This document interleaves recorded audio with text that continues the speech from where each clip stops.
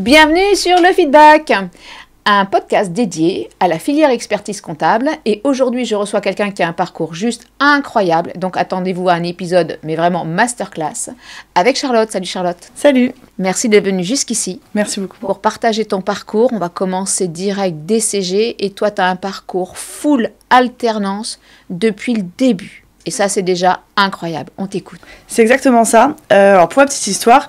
au début, au lycée, je savais pas du tout ce que je voulais faire de ma vie. J'avais mon petit caractère, pas très simple.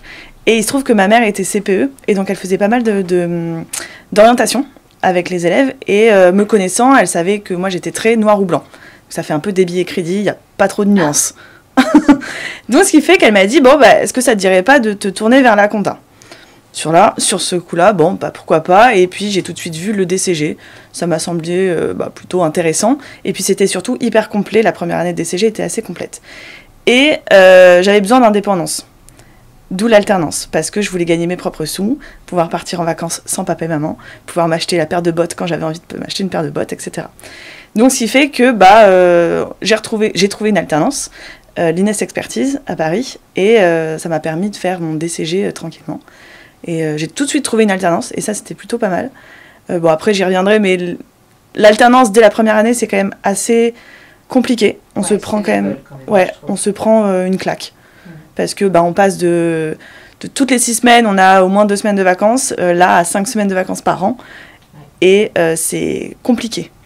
Alors, je me souviens, parce que je sais pas si j'ai fait une petite déprime à ce moment-là, mais j'ai perdu du poids, c'était compliqué. C'était dur parce que je suis arrivée le premier jour, on m'a donné un tas de factures, on m'a dit, maintenant tu saisis. Je ne savais pas faire la différence vraiment entre débit et crédit. Donc, très compliqué dès le départ.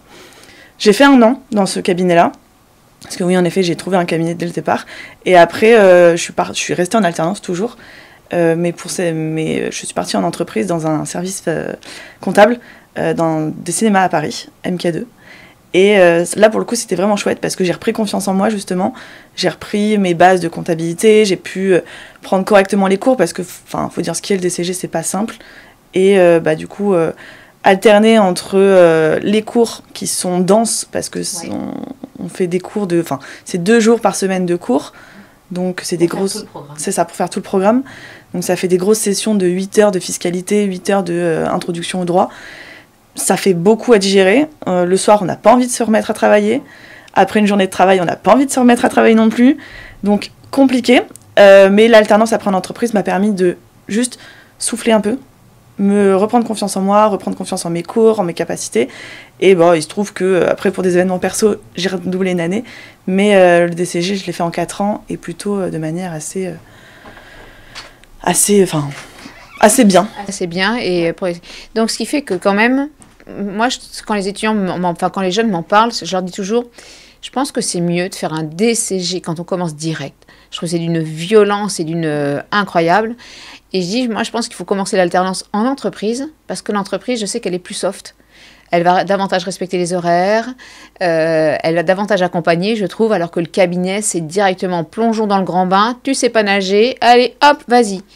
Et alors, il y a encore des cabinets, parce que tu vois, là, j'ai échangé avec une de mes anciennes étudiantes, donc qui pourtant est diplômée et qui commence pas. Et donc, elle arrive dans son nouveau cabinet, et même chose, tiens, t'as un reporting à faire pendant 4 heures. Je viens d'arriver, on se dit pas bonjour, on prend pas un café, tu me formes pas un petit peu ? Non. Ok, prends le truc de l'année dernière, regarde comment ça se passe, et tu le fais. Waouh. Ouais, c'est un peu violent. C'est un peu violent. Et là, quand tu as 18 ans, tu sors du bac, tu sors de chez papa, maman et de l'initiale, là, allez, hop, tiens, tu saisis. Dans le grand bain. C'est compliqué. Alors, soit on fait une première année en initiale, si on peut se le permettre. Oui. Et ça, je trouve que c'est plutôt intéressant. Et a posteriori, je l'aurais peut-être fait. Ou soit en entreprise, comme tu dis, où justement, ça permet d'avoir des bases et des bases correctes sans se stresser. Et sans être dégoûté finalement de la compta, parce qu'on va apprendre bêtement et faire juste bêtement les choses. Oui, tout à fait. Donc là, 1 an, donc cabinet alternance, ensuite 2 ans, enfin même 3 ans en entreprise. 3 ans d'entreprise, donc 2 ans dans le service comptable de chez MK2, et puis après je pars 1 an pour finir mon DCG. Alors il me restait, je l'ai pas eu à 2 points je crois, donc j'ai dû repasser. j'ai dû repasser 1 ou 2 matières pour le fun, presque pour le fun. Et je suis partie, en fait, c'était une boîte de production de films qui cherchait une petite alternante pour faire le tout venant de la comptabilité. Donc j'étais un peu chapeautée par le cabinet qui avait derrière, qui faisait la révision, qui faisait la clôture. Mais le quotidien, j'étais dans cette boîte de production. Et alors c'était du coup une forme d'entreprise encore très très nouvelle. Pour moi, c'était un autre rythme parce que du coup j'avais des horaires décalés. Parce que les artistes, ils se couchent un peu plus tard. Donc du coup ils commencent à travailler un peu plus tard. Je faisais du 10h, 19h. On était dans Paris 10, c'était trop chouette. Et je voyais tout. Il y avait une assistante de production, il y avait du coup les 2 producteurs qui étaient là, il y avait une assistante de juridique. Et ce qui est le highlight, on va dire, de cette année-là, c'est qu'ils ont produit un film. Et du coup, il y a eu des castings qui se sont faits dans les bureaux. J'ai pu participer un petit peu, entre guillemets, au film, où j'ai pu aller sur le tournage. Et dans ce film-là, j'ai eu une idée qu'ils ont pu reprendre dans le film. Et en plus, j'apparais au générique. Donc ça, c'est une petite fierté personnelle, où en me disant, bah ouais, j'apparais dans un film, je suis trop contente. Et en fait, trop chouette. Une sacrée... Là, c'est de l'expérience de vie. Ouais, là, c'est des moments que tu gardes ancrés, au-delà du côté pro. Ouais. C'est des moments où... bah ouais, parce que j'ai pu aller sur le tournage, donc j'ai mangé à la cantine avec les acteurs. J'ai pu inviter mon père et ma sœur qui ont pu venir sur le tournage. C'était trop chouette. Je faisais la bise, du coup, au coproducteur qui était là, qui est un peu connu du public. Donc, trop chouette. Ça, c'est cool. Ouais. Ça, c'est cool. Et ça montre aussi qu'en expertise, dans la filière, c'est ça aussi le boulot. Enfin, tu peux faire de tout et tu peux te retrouver dans des formes d'entreprise, d'organisation extrêmement différentes et du coup avoir des expériences et une histoire, mais radicalement différente d'une personne à l'autre. Ouais, et même à ce moment-là, je me suis posé la question, est-ce que je reste dans la comptabilité ? Parce que du coup, sur un film, il y a des directeurs de production et en fait, c'est ceux qui s'occupent de tout l'administratif. Donc la comptabilité et tout ce qui est le côté RH, vraiment les petites mains, mais qui font que ça ouais, c'est ça, le back-office administratif qui est hyper important sur un film. Et alors en plus, l'ambiance est toujours sympa parce que ça fait un peu, pas colonie de vacances, mais on est tous entre copains, ils se connaissent tous. Bon. Du coup, ils se connaissent tous, donc il fallait quand même avoir un réseau assez important pour se dire, je repars sur un système de, pas de freelance, mais d'intermittent du spectacle, où il faut quand même avoir un autre diplôme. C'était un peu trop compliqué, donc je me suis dit, bon, je garde ma voie de comptabilité, et puis je vois ce qui m'arrive après. Mais c'était quelque chose qui me plaisait bien. Bon, il se trouve que la boîte m'avait même proposé de rester en tant que comptable, mais je voulais aussi avancer, moi, derrière, dans mes études, pour voir ce que je pouvais faire de plus. Et donc, quels sont tes choix après cette expérience-là ? Après, je suis repartie en cabinet. Et en fait, c'est du coup le cabinet qui chapeautait cette boîte qui va me recruter. Et c'est Axio. Axio, ok. C'est ça. Axio, cabinet dans le 8e arrondissement de Paris. Et qui a environ une 50aine de collaborateurs. Okay. Et donc, en fait, ils ont vu ton travail chez leurs clients. Et donc, ils se disent, on ne va pas perdre une compétence comme ça. Hop, on l'intègre. Et donc là, tu vas faire quoi chez eux ? Du coup, là, je rentre en DSCG en parallèle aussi. D'accord. Donc, je vais faire mon DSCG en alternance. Et chez eux, alors, très drôle, je reste dans le cinéma. Puisqu'ils ont un petit portefeuille de production de films. D'accord. Et là aussi, j'ai encore vécu un truc... j'ai des beaux dossiers. Des très, très beaux dossiers. Et... je vais chez un de mes clients du coup dans le cinéma où j'ai vu sur la Tour Eiffel parce que j'ai accès à des archives de films qui sont assez impressionnantes. Alors c'est quelqu'un de très connu et qui du coup a le chauffeur, donc j'ai pu apprécier le Burger King qu'on est allé me chercher, qu'on m'a livré au bureau. On m'a ramené chez moi avec le chauffeur, c'était très chouette. Incroyable. Encore une fois, c'est des petites histoires où c'est la petite Charlotte qui a qui a même pas 20 ans et elle vit des trucs de fou alors qu'elle fait juste de la comptabilité. Et en soi, je faisais juste de la saisie de facture. Oui. Mais dans un environnement particulier, et c'est ça aussi la richesse du métier, c'est qu'en fait tu rencontres des clients, des métiers, des domaines spécifiques, des personnes et qui te font vivre des moments vraiment parfois intense. Ouais. Et en fait, c'est vraiment ce que j'ai préféré. Moi, c'était d'être au plus proche de mes clients. créer cette relation qui est professionnelle, mais c'est quand même détendu parce qu'on se connaît, que c'est un humain, c'est pas juste le comptable comme on a l'habitude de voir. Il y a un sourire derrière, il y a des échanges, ça peut être formel ou informel. C'est ce que j'apprécie le plus en fait. Et c'est marrant parce que on a enregistré juste avant toi avec Laure, et en fait Laure, elle parle de, c'est ça qui l'a fait vibrer clairement, c'est l'intensité de la relation. Elle parle de relation humaine et cette relation humaine avec le client. C'est ça, et c'est pour ça qu'elle préfère même parmi les clients, les petits clients auprès desquels tu trouves du sens dans ton travail. Oui. Je sais que c'est quelque chose que, je voulais en parler aussi. On verra ça après avec Mazar, où c'est aussi mon choix d'avoir quitté Mazar parce que j'avais des gros clients et je m'y retrouvais plus. Et j'aimais bien la proximité que j'avais avec les quelques clients les plus petits. Ouais, c'est marrant. C'est rigolo parce qu'en fait, vous avez été programmés toutes les deux en même temps et vous parlez et vous avez cette même sensibilité. C'est génial, c'est le hasard. Et c'est vraiment top, ça fait vraiment plaisir.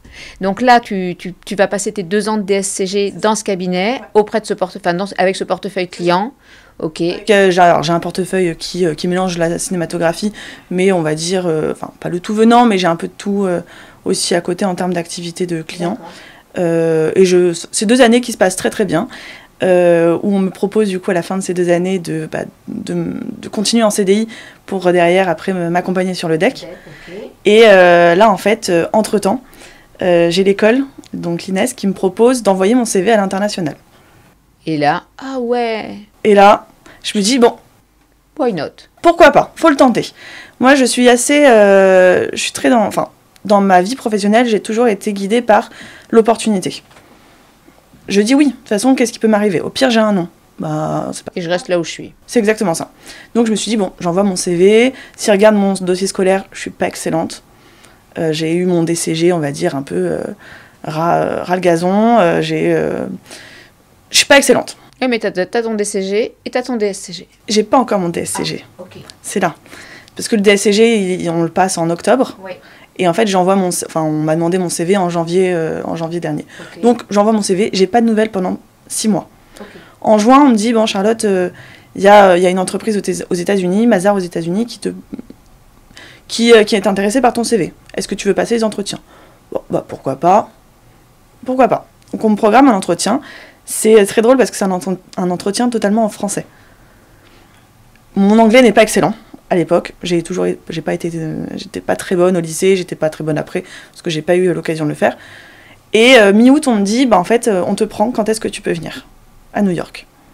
Et là, j'appelle mes parents en pleurs, en disant, moi, je pars à New York, parce que c'était une évidence, en fait. Ouais, carrément. C'est l'opportunité de ma vie, c'est quelque chose qui n'allait pas se représenter après, donc c'était une évidence.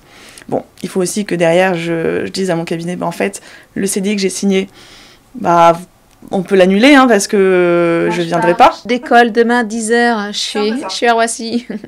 C'est un peu ça, donc j'ai réussi à négocier, et mon contrat aux États-Unis commence début décembre. Je finis le DSCG, parce que j'avais le mémoire à passer, donc en fait, je leur ai dit, comme le mémoire est court en novembre, je ne pouvais pas partir avant début décembre. D'accord. J'arrête mon alternance. Mon alternance se termine fin octobre, donc ce qui fait que j'ai 1 mois de novembre pour souffler, passer mon mémoire, et l'oral du mémoire, et puis après partir aux États-Unis et préparer tout ça. Donc voilà, et en fait j'ai les résultats de mon DSCG à New York, et où j'ai un peu la délivrance parce que je l'ai du premier coup. En 2 ans, je m'étais dit, ah non, je ne me vois pas revenir en France pour passer une épreuve. Et là, je commence vraiment New York. Incroyable. Et donc là, tu te retrouves toute seule à New York. Alors Mazar, j'imagine, a organisé, donc pour que tu puisses arriver quelque part quand même, j'imagine. Pas du tout. Ah non? Non. Oh là là, le stress. Ouais. Alors je pars pas en tant que VIE, parce que pour partir aux États-Unis ou partir à l'étranger, il y a le VIE, et en fait, moi je suis un contrat local. Entre nous sur place, c'est t'es VIE, non, t'es contrat local. Bon, les VIE sont quand même mieux lotis. Et Mazar le faisait pas. Donc là, c'est contrat local où on m'a annoncé un salaire et puis débrouille-toi ma fille. Tu prends ton billet d'avion, tu prends ton appart et lundi t'es au boulot. Et voilà. Et c'est un peu ça. Donc j'ai beaucoup de chance encore une fois. Je prends mon billet d'avion et j'écope un peu les forums, les trucs l'été. Et en fait, 50% de chance que je tombe sur une arnaque, mais je trouve une annonce d'un couple de Français qui loue une chambre. Bon, on va prendre, alors j'appelle Cécilia, qui me paraît tout à fait normale et pas une arnaqueuse des grands chemins. Et donc du coup, bon, je réserve ma chambre et du coup, j'arrive chez elle le 4 décembre 2019 et commence mon aventure new-yorkaise. Donc je suis à Brooklyn, j'habite à Brooklyn et je vais au travail tous les jours sur Manhattan. Et les bureaux, en fait, sont à 100 mètres de Times Square. En fait, c'est encore un film, en fait, là. Ouais. On est encore dans un film, parce que là, tous les noms que tu prononces, c'est les noms des filles, des trucs au cinéma. Incroyable. C'est ça, Brooklyn. J'habite Brooklyn Heights. Et en fait, c'est un petit quartier avec ce qu'on appelle les brownstones, donc les vieilles bâtisses très fines. Et même, justement, mes propriétaires, Cécilia, me disait qu'elle avait déjà vu George Clooney tourner dans la rue sur certains films. Donc, c'est génial. Je traverse le pont de Brooklyn tous les jours. Times Square en sortant le soir. Je suis juste à côté du Rockefeller Center. C'est incroyable. Incroyable. Et comment se passe, du coup, qu'est-ce que tu fais chez Mazars, en fait, là-bas ? Pourquoi ils ont besoin de toi ? Pourquoi ton CV les a intéressés ? Alors, je suis stagiaire là-bas. J'ai le rôle de stagiaire. Et pourquoi ils sont intéressés ? Parce qu'ils avaient besoin d'un Français ou d'une Française pour traiter des dossiers français aux États-Unis. Donc c'est là où je commence un peu à rentrer dans ce truc-là, où ils avaient pas mal de clients français, des beaux noms, qui avaient besoin de gens qui savaient se servir de Cégide, par exemple, parce qu'aux États-Unis, ils n'utilisent pas Cégide, alors je ne sais même plus ce qu'on utilisait d'ailleurs. Ils avaient besoin de quelqu'un, en fait, pour pouvoir communiquer avec les clients facilement. D'accord. Donc c'était un peu bingo. Ah oui, c'est parfait. Ça montre aussi qu'il y a beaucoup d'opportunités. Ouais. Et en fait, il faut les saisir. Il faut les saisir et pas se poser de questions. Et puis, de toute façon, si ça ne te plaît pas, billet de retour et basta. C'est exactement ça. Ouais. Et alors, j'ai eu une expérience, on va dire, new-yorkaise assez étrange parce qu'il y a eu le Covid qui est arrivé. C'est-à-dire, tu as fait le confinement aux États-Unis, en fait. C'est ça. Alors, j'ai vécu les 3-4 premiers mois comme une vraie vie new-yorkaise, où je sortais dans les rooftops, dans les petits bars, les machins. La vie assez chère, du coup, aussi, parce que la vie américaine est très chère.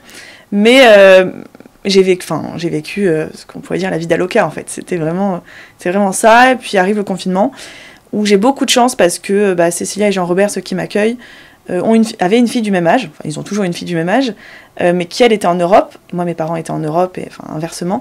Donc, ils sont devenus un peu mon papa et ma maman de New York. Okay. J'ai vécu un confinement extraordinaire. Voilà. On avait chacun notre étage. J'ai pu faire de la céramique avec elle. J'ai fait de la cuisine. Ils m'avaient acheté une piscine parce qu'on ne savait pas trop si j'allais rester, combien de temps allait durer le confinement. Donc, ils m'avaient acheté une piscine gonflable pour mettre dans le jardin. C'était génial. C'est incroyable. J'ai vécu le meilleur des confinements, en fait. Ouais. Je bronzais dans mon salon. Ça, c'est carrément cool, parce que je me souviens d'étudiants qui étaient partis en stage DSCG aux États-Unis, et donc confinés, et là, enfermés. Pur enfermés et dépression. Parce que isolés, personne, pas d'amis, parce que pas le temps de les avoir développés. C'est le début d'un stage, et confinés, et pour être rapatrié, ça a été très compliqué. Ouais. Et au retour, plutôt traumatisée, en fait. Vraiment. Alors, j'ai eu, je pense, beaucoup de chance, parce que, en effet, les amis que je m'étais fait en 3-4 mois sont partis, parce qu'eux avaient peur et ils sont partis. Moi, j'avais appelé mes parents en disant, qu'est-ce que je fais ? Est-ce que vous voulez que je rentre ? Parce qu'on ne savait pas, en fait, quelle était la situation. Ils m'ont dit, alors, attends, Charlotte, t'es payée, t'as un travail, t'es logée, t'es à New York, t'es heureuse. Si tu reviens à la maison, t'auras pas de travail, tu seras enfermée avec tes 2 sœurs et tes parents dans un appartement, à rien faire, ça va être un enfer pour toi. Reste où tu es. Et puis... et j'ai eu raison, en fait. Ouais. J'ai eu raison. J'ai été confinée. Et puis après, je me suis fait des amis, alors, via Facebook, faut dire ce qui est. Mais Facebook, finalement, aide pas mal pour créer des liens, surtout entre expatriés. Et après, à la sortie du confinement, donc mi-mai, à peu près, j'ai revécu une vie folle. Génial. Ça, c'est vraiment génial. Le travail, j'en ai pas beaucoup, soyons honnêtes, parce que les activités aussi ont fortement baissé des entreprises. Donc, oui, effet Covid. Effet Covid. Ouais, donc, ce qui fait que j'avais des journées très allégées. Mais derrière, en fait, j'ai vécu une vie que je ne pourrais plus jamais revivre. Ouais. C'est l'année de mes 25 ans et je m'en souviens. Enfin, c'est une des plus belles années de ma vie alors que c'était le Covid. Ouais, paradoxe, mais génial. Ouais, ok. Donc, tu restes encore combien de temps aux États-Unis? Je reste 1 an parce que j'avais un visa justement d'1 an tout rond. Et je rentre en décembre. Je rentre pour Noël. Ok. Et tu restes chez Mazars? Et je reste chez Mazars parce que il se trouve qu'une associée à Mazars New York avait l'intention de revenir à Paris et du coup elle m'a dit en fait si tu veux je fais passer ton CV pour que tu sois à Paris si tu veux toujours être chez Mazars. Je dis oui. Donc ce qui fait que je fais ma rentrée le 4 janvier. Donc vraiment j'atterris le 22 décembre à Paris et le 4 janvier je retourne chez Mazars. Un peu période compliquée en France parce que du coup vous aviez eu déjà 2 confinements, vous étiez en couvre-feu, chose que je n'avais pas vécue. Et un truc, et on l'a tous vécu, je pense, et un truc hallucinant. Ouais. Un truc hallucinant, enfin, waouh. Parce que moi le couvre-feu je l'avais vécu à New York pour Black Lives Matter. Donc ça avait duré une semaine entre guillemets et j'avais pas été plus impactée que ça alors que là c'était vraiment très compliqué. Je fais ma rentrée en décalé par rapport aux promos, parce que chez Mazars, on rentre soit en septembre, soit en décembre, fin novembre-décembre. Donc, je suis intégrée dans une promotion, mais plus compliqué de rentrer dans le mood. Encore une fois, l'onboarding se fait pas forcément de la même manière que les autres, puisque j'arrive sur le tas, j'ai pas toute cette semaine où on m'apprend à travailler version Mazars. Bon, c'est pas grave. Je rempile, j'ai pas de portefeuille client non plus, parce qu'il y a dû avoir un couac d'organisation en interne, mais je suis affectée sur des missions d'immobilier. Ça me plaît pas plus, mais je suis bonne et les associés sont contents, donc tout va bien.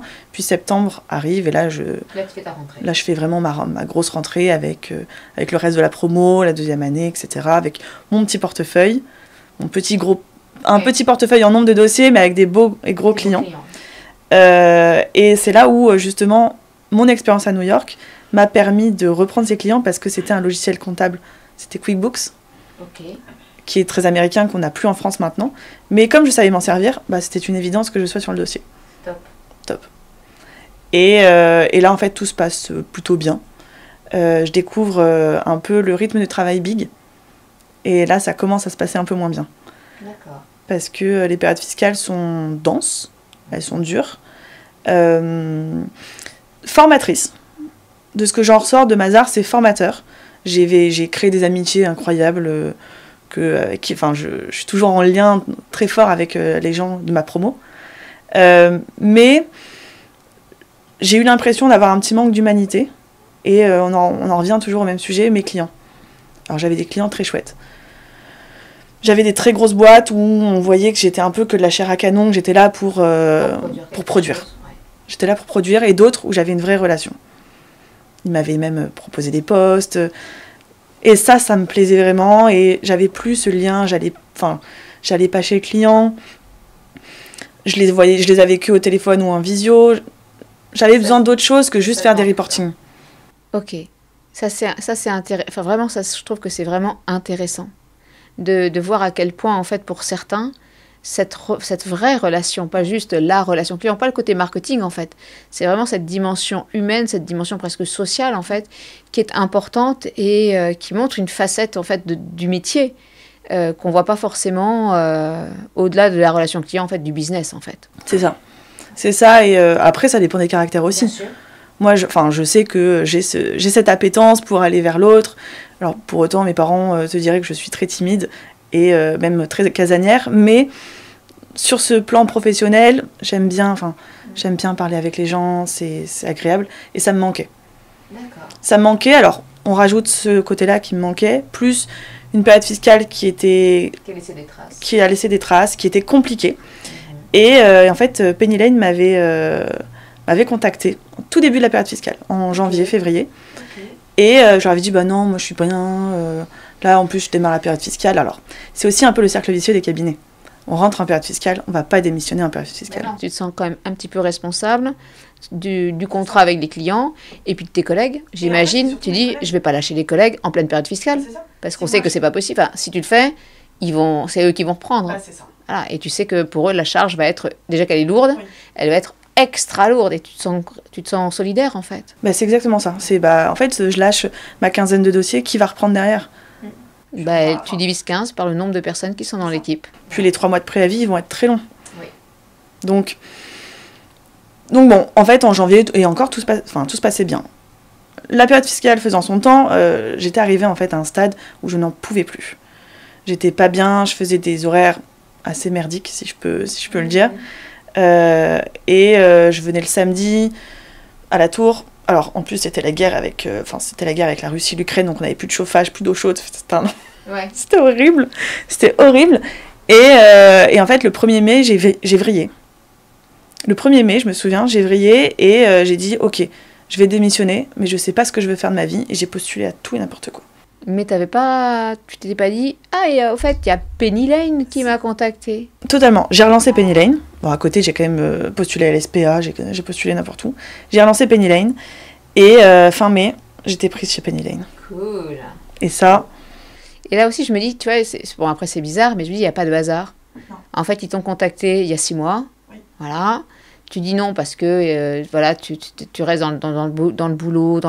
C'est bien aussi pour l'expérience. Enfin, je veux dire, d'aller au bout de quelque chose pour pouvoir en parler et savoir aussi ce qu'on ne veut plus faire ou ce qu'on aime faire, etc. Je pense que c'est important pour faire des choix.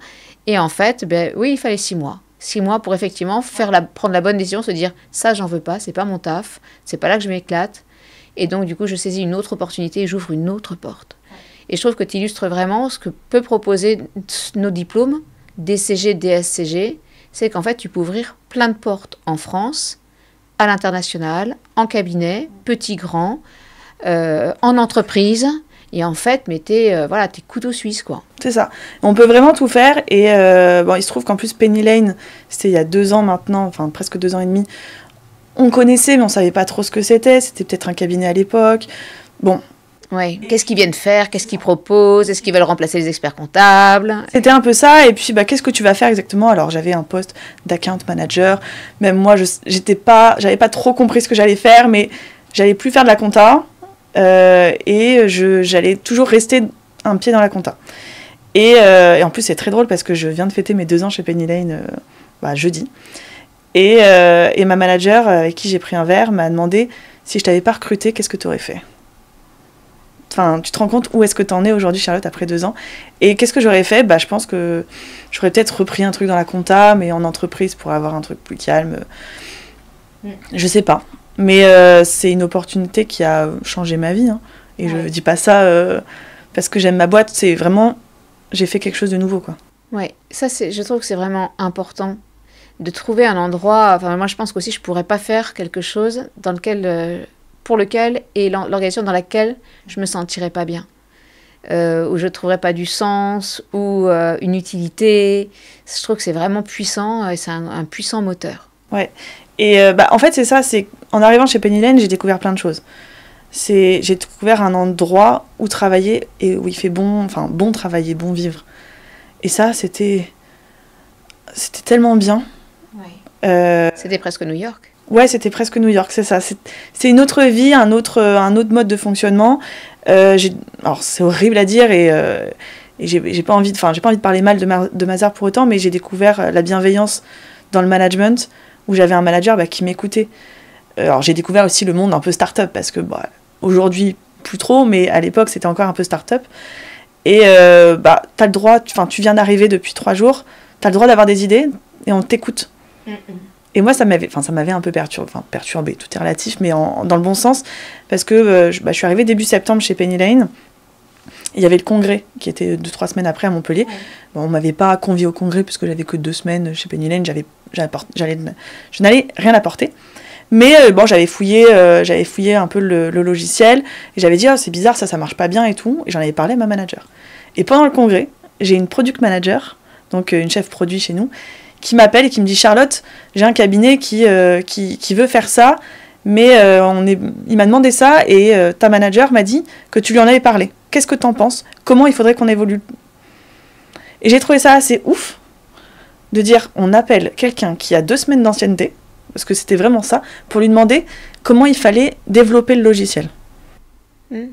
Ça veut dire t'as été écouté, entendu, et qu'on te fait tout de suite confiance. Il n'y a même pas de doute, il n'y a pas de scepticisme de la petite jeune qui vient d'arriver, machin, qui a 2 semaines ou même, on s'en fiche, peu d'expérience dans l'entreprise. Non, ah, elle a dit un truc. Ok, noté, ok. Et hop, ça croise avec un client, ça match. Ok, on a un truc. Là, on a un thème. Exactement ça. Alors, il se trouve que chez Penny Lane, on a plein de profils différents. Et les profils comptables sont hyper valorisés puisque on sait de quoi on parle. Penny Lane, c'est un logiciel de comptabilité. Donc, quand il y a un avis qui doit être émis sur le logiciel, c'est encore mieux quand c'est un comptable qui le dit. J'ai de l'expérience, c'est logique. Du coup, en plus, tu as utilisé d'autres logiciels. Aux États-Unis, en France aussi, du coup, tu te retrouves avec un logiciel américain parce que, du coup, tu es la seule à. Donc tu sais, tu as le côté comptable parce que tu l'as dans la formation, tu l'as dans ton expérience pro. Et tu as l'expérience aussi logicielle. Et ça, je trouve que c'est important de dire aux personnes, aux jeunes notamment, travaillez votre CV, attention, ne passez pas à côté aussi bien des expériences, petites comme grandes, et des outils qu'on va vous confier. Vous ne vous rendez pas compte à un moment donné ce que ça peut donner sur le terrain. Et là, tu renverses la table. Ouais, plus grande est la diversité d'expériences, mieux c'est en fait. Parce que peu importe en vérité si on est resté 6 mois, 1 an là, puis après on a refait 1 an là. En fait, qu'est-ce qu'on a appris à chaque fois ? Enfin, moi, en tout cas, c'est ma posture. Ouais. Franchement, je trouve qu'elle est extrêmement intéressante. Ouais. Parce que j'ai fait de tout. J'ai eu mon DCG en 4 ans, mais en fait, j'ai fait 1 année de plus. J'ai fait ça dans une boîte de production de films.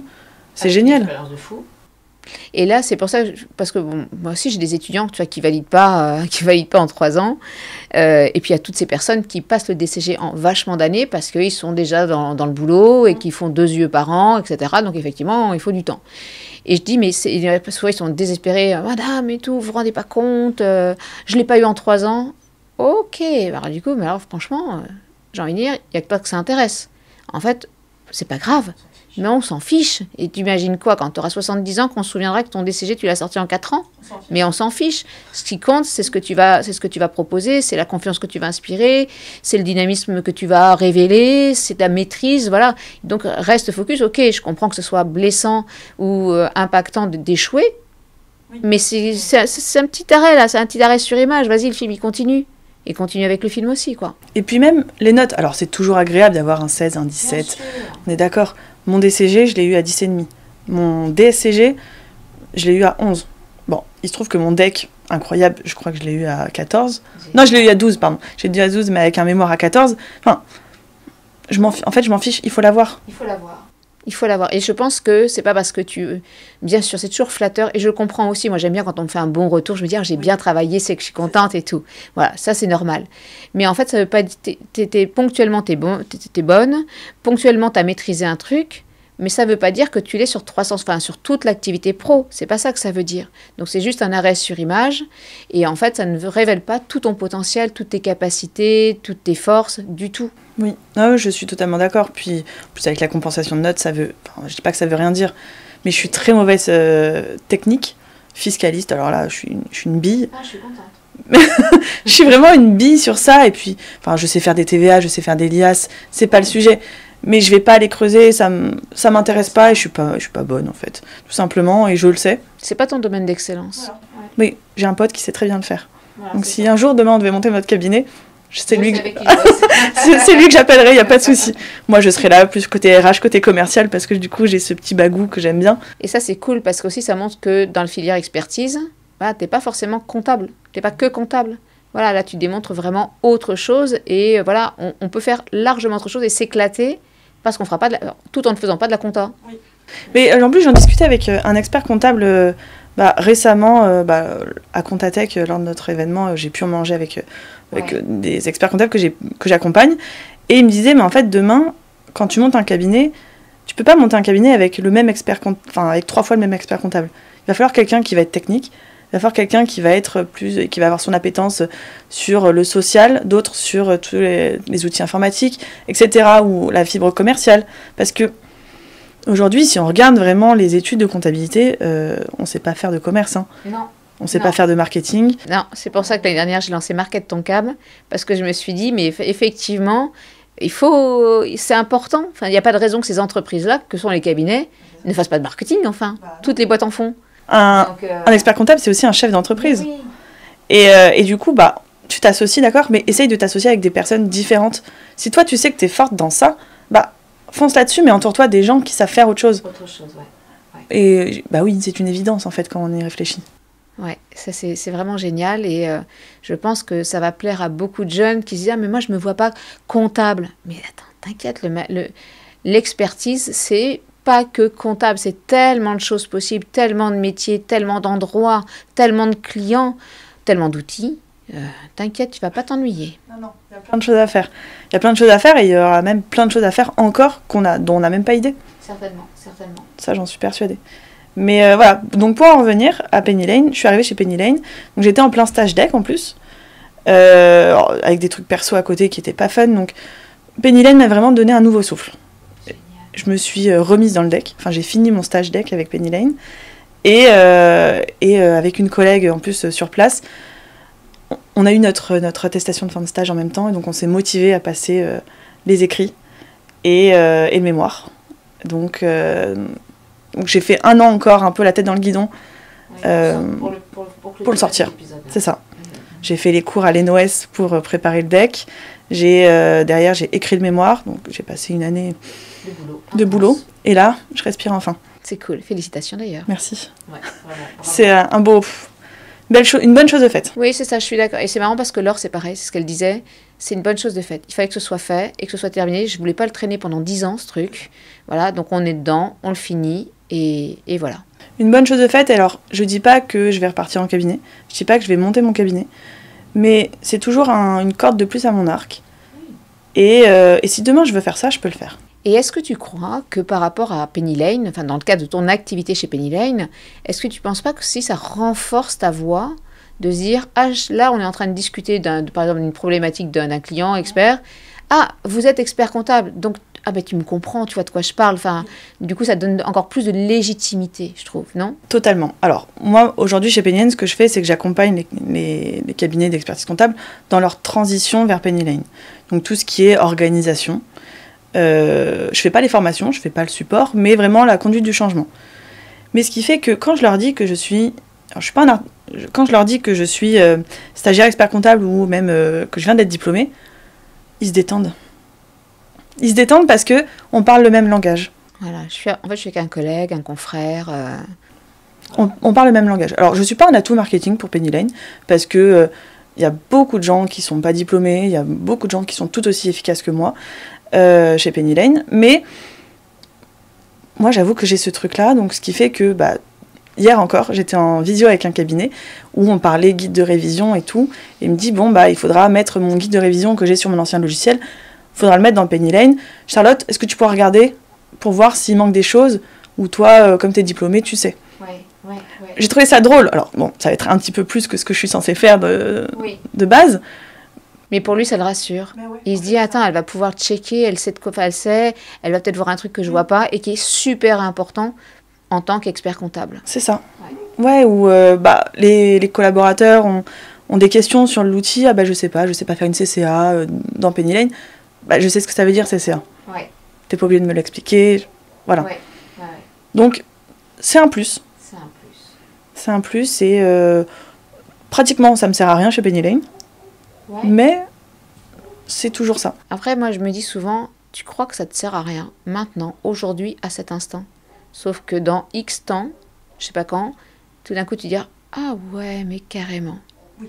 Ouais. Donc, faut jamais passer à côté d'un truc, ça te sert pas maintenant, ça te servira peut-être un jour, et ce jour-là, tu te diras, oh, est-ce que j'ai bien fait? Mais c'est ça, c'est l'opportunité. Ouais, complètement. J'attends l'opportunité. Et bon, après, là, je me suis créé du coup une opportunité avec Penny Lane aussi. Alors, raconte. Et aujourd'hui, comment on est organisé? On est un peu par région, dans le sens où il y a un binôme commercial, donc un commercial et un chef de projet comme moi, par région de France. Donc on en a un peu partout en métropole. Oui. Là, Penny Lane a décidé de s'exporter un petit peu et de se dire on va partir dans les dom-toms et on va commencer par la Réunion. D'accord. Donc moi je vois passer une annonce dans notre channel Slack interne en disant on recrute un commercial pour la Réunion. Ah, bah tiens, pourquoi pas? Pourquoi pas? Et en fait, je reste toujours guidée par le pourquoi pas. Pourquoi pas moi? Exact. Et donc, ce qui fait que je me renseigne un petit peu en disant, ok, vous recrutez un commercial, mais est-ce qu'il va y avoir un chef de projet en binôme? Ah non, pas pour l'instant. Ah, c'est bizarre. Depuis le début, en fait, la logique, c'est un binôme, donc un commercial, un chef de projet. J'en reparle un petit peu. Si, t'es bon, on va ouvrir un poste. Ok, le poste, il va être pour moi.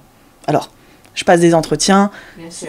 Voilà, c'est pas comme ça. Pas comme ça, c'est pas un petit caprice, c'est quand même une entreprise qui réfléchit, qui analyse, voilà, et qui alloue ses ressources de manière intelligente. Exactement, et c'est surtout, ok, on a besoin de quelqu'un. Ce quelqu'un, il va devoir faire beaucoup de déplacements clients. Il va devoir avoir une casquette un peu marketing, parce qu'il va falloir organiser les trucs sur place. C'est une région qu'il va falloir qu'on développe. On a quelques cabinets partenaires pour l'instant, mais pas énormément, donc il va falloir avoir du travail. Ouais. Bingo. J'adore mes relations clients. Aujourd'hui, je me déplace énormément dans les cabinets franciliens. Ça, c'est parfait. Et du coup, c'était très bien. J'aide déjà un petit peu dans l'organisation en interne des événements. Un peu sur le congrès, un peu sur Contatech, les UE, ce genre de choses. Bingo. S'il faut faire un truc sur place, j'y serai. Développer une région, ok, c'est nouveau. Mais on est deux. On est deux, on va aller attaquer. Et c'est pas grave. On va prendre notre petite voiture, on va faire le tour de l'île. Tu vas voir qu'on l'a fait assez vite, le tour de l'île. On fera le tour de l'île plusieurs fois. C'est parce que c'est souvent bouché. Tu seras pas dépaysé de la région parisienne. Ça, c'est bien. J'aurai pas le métro. Oui, non, mais tu vas t'apercevoir qu'il y a des bouchons. Est-ce qu'ils sont que à manger ou... Les deux. Il y a à manger et il y a dans ta voiture à patienter. À patienter. Bon, ça sera les bouchons dans la voiture, c'est pas grave. Mais il y a le soleil et mais je crois que la route, elle est juste à côté du bord de mer. Oui. C'est pas mal, tu pourras admirer les surfeurs. Exactement. Ça, c'est plus joli, c'est sûr. Mais donc, en fait, pourquoi pas moi? Et on va à La Réunion, quoi. Carrément, top. Et encore une fois, opportunité, et t'es prête à partir. Et là, je suis prête à partir. Je décolle le 22 octobre au soir. J'arrive le 23 au matin. Incroyable. Et en fait, ça démarre très fort parce que j'accompagne déjà des cabinets réunionnais en ce moment. Donc, ils m'attendent pour pouvoir me rencontrer sur place et pouvoir... Et mettre vraiment quelqu'un. Voilà, quelqu'un, c'est elle. Ouais, et puis déjà, pour que l'accompagnement soit plus sympa, parce que en présentiel, en fait, ça change. Bien sûr, et on en revient aux fameuses relations. Ouais. Aux fameuses relations. C'est exactement ça.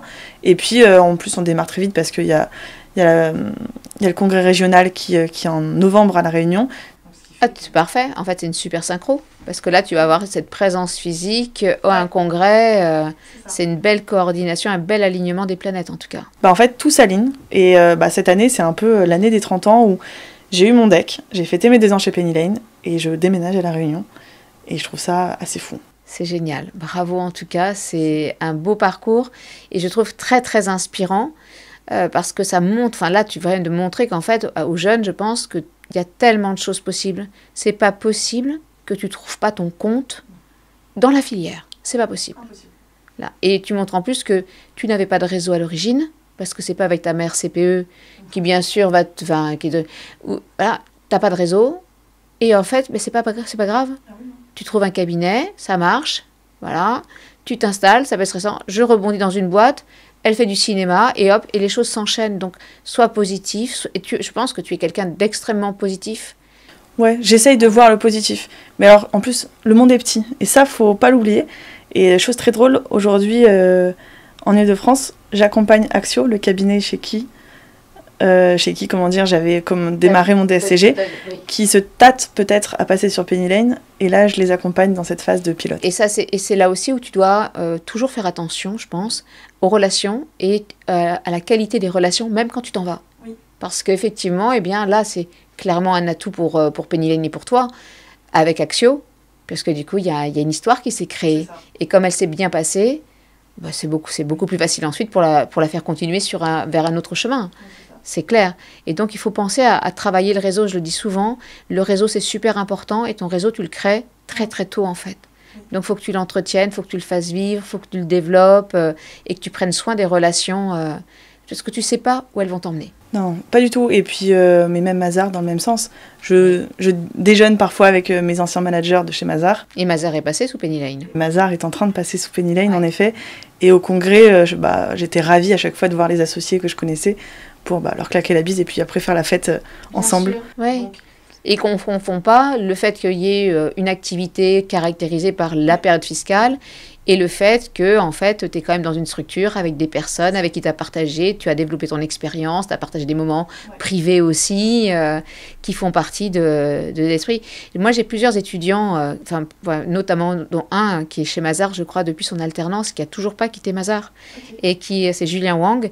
Et tu le connais? Je le connais de nom, enfin, c'est plus que croisé. Voilà, il adore. Moi, je connais Linda, qui n'a pas été une de mes étudiantes, et même chose, c'est des personnes qui restent chez Mazars depuis longtemps et qui y sont bien, qui ont trouvé leur place et qui s'accommodent de ces moments aussi et vraiment, en tout cas, qui ont créé une relation et un attachement à leur entreprise, très net. Et je pense qu'il faut trouver l'entreprise qui nous convient. Oui. Mazars, c'était peut-être pas fait pour moi, et c'est ok. Le cabinet, c'est peut-être pas fait pour moi. Mais c'est pas grave parce qu'en fait, j'ai trouvé mon compte ailleurs. Oui, et toujours quand même en relation. Toujours en relation avec la compta. Parce que j'ai quand même un sacré background maintenant, un sacré bagage de comptabilité. Je vais pas... C'est ce que je sais faire aussi. Oui. Donc voilà. Franchement, bravo, génial.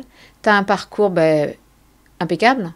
Impeccable, parce que du coup, tu as DCG, DSCG, DEC, tout quand même en une seule fois. En 10 ans. Voilà, donc du coup, c'est beaucoup. Hein. Laure disait qu'en fait, effectivement, elle disait tout à l'heure, j'ai commencé en 2015, je finis en 2025. 10 ans. Alors moi, un petit peu plus du coup, parce que j'ai commencé en 2014. Ah non, c'est rien. Mais ouais, parce que j'ai perdu 1 an, entre guillemets, avec les États-Unis. Mais est-ce que c'est vraiment perdu? Non, c'est pas perdu. C'est une expérience incroyable. New York, 1 an, mais même en confinement, c'est incroyable. Avant mes 30 ans. J'ai eu mon diplôme avant mes 30 ans. Bravo. Et ça, je suis plutôt contente. Mais tu peux être contente, fière, c'est vraiment génial. Merci d'être venue partager toute cette expérience, cette richesse. Et j'espère qu'elle va convaincre de nombreux jeunes de rester dans la filière et de voir qu'en fait, il y a tellement de possibilités. Merci à toi de m'avoir invitée en tout cas. Merci Charlotte, merci beaucoup et belle vie à La Réunion. Merci. Merci. Merci d'avoir suivi cet épisode. J'espère qu'il vous a été utile. D'ailleurs, s'il vous a été utile, n'hésitez pas à commenter. Si vous avez envie d'autres vidéos, n'hésitez pas aussi à les indiquer en commentaire. Et n'oubliez pas, suivez-moi sur TikTok, Instagram, LinkedIn. Abonnez-vous et commentez. À bientôt!